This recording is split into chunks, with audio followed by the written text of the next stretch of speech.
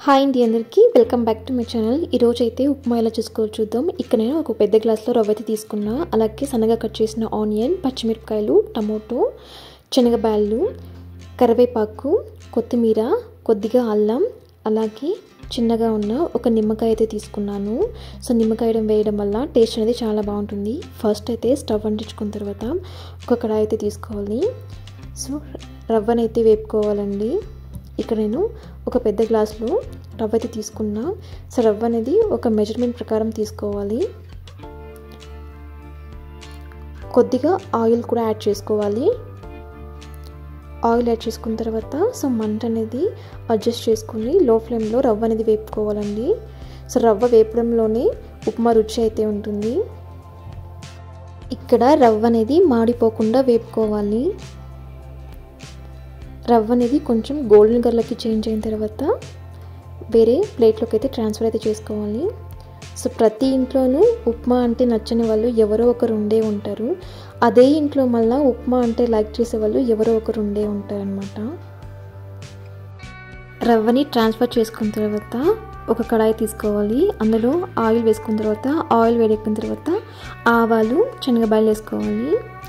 అవి కొంచెం colour change అయిన తర్వాత పచ్చిమిరపకాయలు అయితే యాడ్ చేసుకోవాలండి.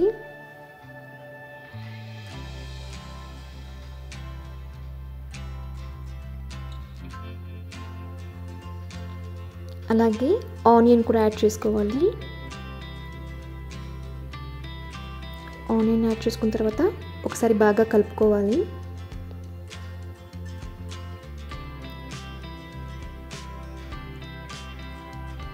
ఈ వర్షాకాలంలో ఉప్మా తినడానికి బాగుంటుంది.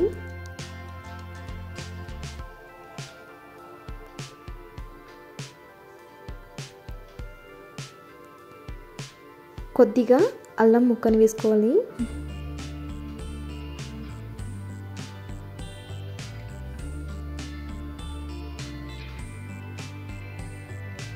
టమాటో కూడా యాడ్ చేసుకోవాలి. టమోటో ఆనియన్ మగ్గడానికి ఇక్కడ నేను కొద్దిగా ఉప్పు అయితే యాడ్ చేసుకుంటున్నాను. ఒకసారి బాగా కలిపేసి ప్లేట్ అయితే పెట్టేయాలండి.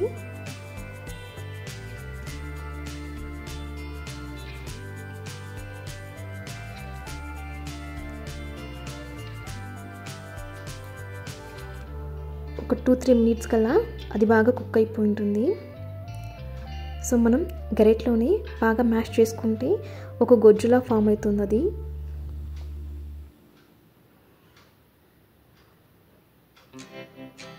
చూసారా, ఈ విధంగా అవుతుంది.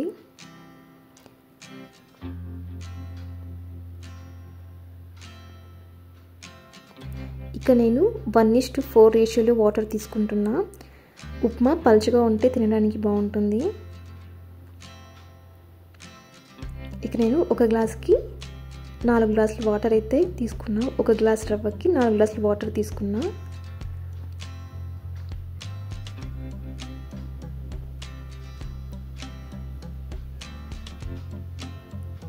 మనం అప్పుడే ఉప్పు యాడ్ చేసాం. ఇప్పుడు కొద్దిగా చూసి వేసుకోవాలి. ఒక 5 నిమిషాల తర్వాత సో వాటర్ అనేది బాగా మరలుతూ ఉంటుంది.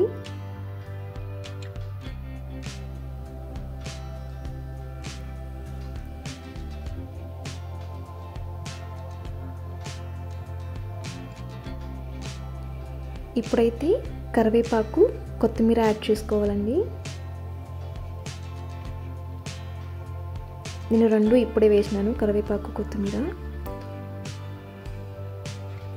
అలాగే లెమన్ కూడా యాడ్ చేసుకోవాలి. లెమన్ వేయడం వల్ల ఉప్మా చాలా రుచిగా ఉంటుంది.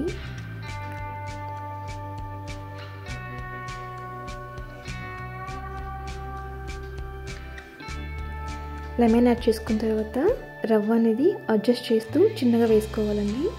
లేకపోతే అది ఉంటల్లా ఫామ్ అయిపోతాయి.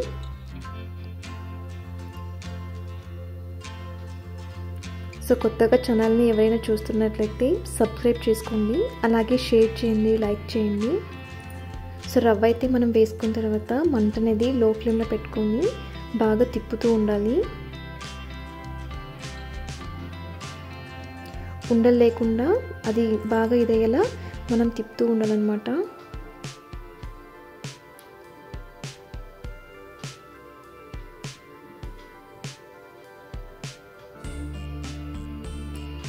చూసారా, ఒక 2-3 మినిట్స్కి అంతా బాగా కుక్ అయిపోతుంది. మీకు ఉప్మా ఇంకా గట్టిగా కావాలంటే వాటర్ కొంచెం తక్కువ యాడ్ చేసుకోవాలి. ఇంకా పల్చగా కూడా చేసుకోవచ్చు. అప్పుడు ఇంకా వాటర్ అనేది కొంచెం ఎక్కువ యాడ్ చేసుకోవాలి. మనం ప్లేట్ పెట్టేసి లో ఫ్లేమ్లో ఒక 2-3 సెకండ్స్ ఉడికించుకుంటే చాలు, పర్ఫెక్ట్గా కుక్ అయిపోతుంది ఉప్మా. చూసారా, పర్ఫెక్ట్గా కుక్ అయింది.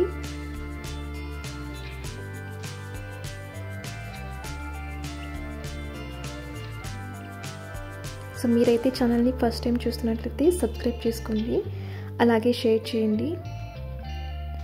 సో ఈ ఉప్మా అనేది పెరుగులో కానీ చట్నీలో కానీ తింటే బాగుంటుంది. కానీ ఇప్పుడైతే క్లైమేట్ కూల్గా ఉండడం వల్ల పెరుగుతో అయితే తినలేము. సో మా ఇంట్లో ఉప్మాకి కాంబినేషన్గా కాఫీ అయితే చేశాను. కాఫీ ఉప్మా కాంబినేషన్ చాలా బాగుంటుంది. సో మీరు కూడా ఒకసారి ట్రై చేసి మీకు ఎలా వచ్చిందో కామెంట్ సెక్షన్లో చెప్పండి.